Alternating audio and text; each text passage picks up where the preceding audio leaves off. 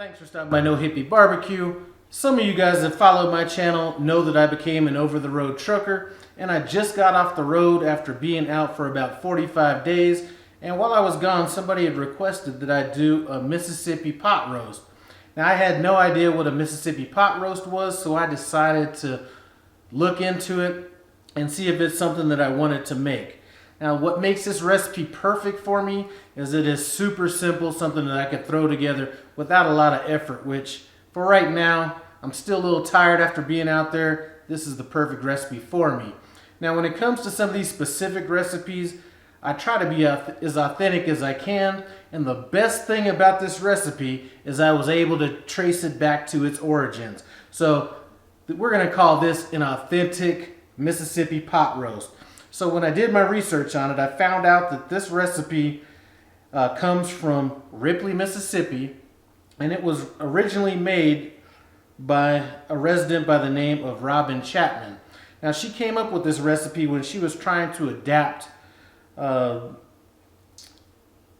traditional Mississippi pot roast and make it a little less spicy so her kids could handle it. So this is a very simple, easy recipe, something that I could throw together and still continue to relax while I'm trying to decompress from all that time on the road. The ingredients you're going to need, listen, only a few ingredients. You're going to need a cut of meat. Now, she says sometimes she sears her meat, sometimes she doesn't. Sometimes she uses chuck roast. Let's see, sometimes she uses rump roast, and sometimes she uses sirloin tip. So we're not going to sear this time. We're going to keep it super simple as per her original recipe. So we have our meat. Now, I have our meat rinsed off. Now, some people, there's an argument whether you should rinse your meat, not rinse your meat. Listen, I'm going to tell you this right now. After getting into trucking and going to some of these meat processing plants, they've almost made me want to become a vegetarian. So at the least, I'm at least rinse this off. We have 1 packet, and this is 1 ounce of our buttermilk ranch dressing, the dry version. And we have 1 pack of au jus gravy, and that is 1 ounce as well. We're going to have 1 stick of butter, and we're going to be using some sliced pepperoncinis. Now, I've seen this recipe when I was doing my research. They used it whole. Some of them had them sliced. To me, I think the slice is going to be a little bit better. And in her recipe, it said use some of the juice. We're going to use all the juice in this recipe. So, to get this hooked up, really all that we need to do, throw our meat in our slow cooker. We're going to add our au jus gravy, our buttermilk ranch,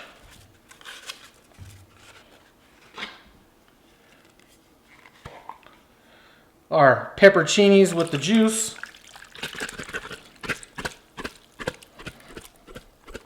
that doesn't want to come out.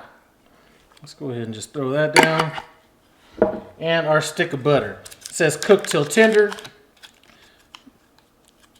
I'm going to want to eat this around 5 o'clock. It's around 11, so we're going to throw this on high and cook it until it becomes tender. But boom, I'm just going to throw the stick of butter on there, get our lid on.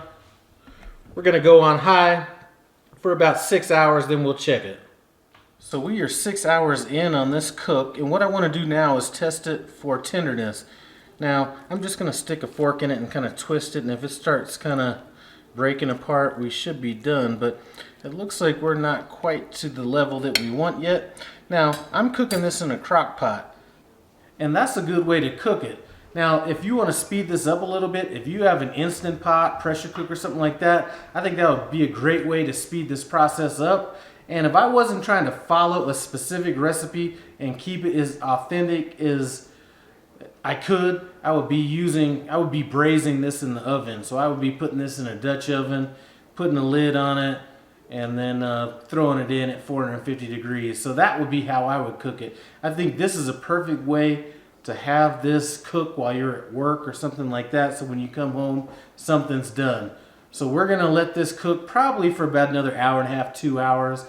And I think it should be done at that point. What I'm going to be doing is pairing this with some mashed potatoes. I know some of my videos I've been doing some of that keto stuff, but sometimes you just need to get all in on that starch. That's what I'll be doing in this. See you back in an hour and a half. Now I've let this roast cook for about 7 hours, and I did test it just a little bit, and I'm shredding it apart, and it's really not completely falling apart, but I do want to have a little bit of bite to it, so this is perfect for me. What I'm going to do is finish shredding this stuff up, and we're going to plate this with some garlic roasted mashed potatoes that I had made, and we're going to taste it and see what I think about this recipe. I've kind of shredded this up. We've left a couple chunks in there, and I think, you know what, that's kind of what I'm going to look for. Get a little of this liquid in. Definitely have to make sure we have enough of this meat with these pepperoncinis in there.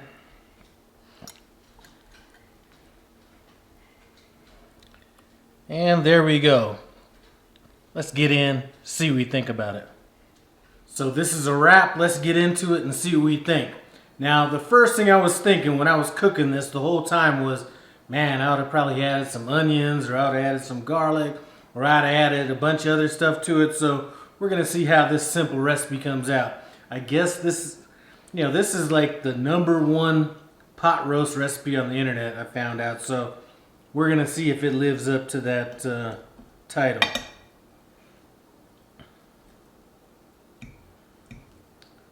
All right.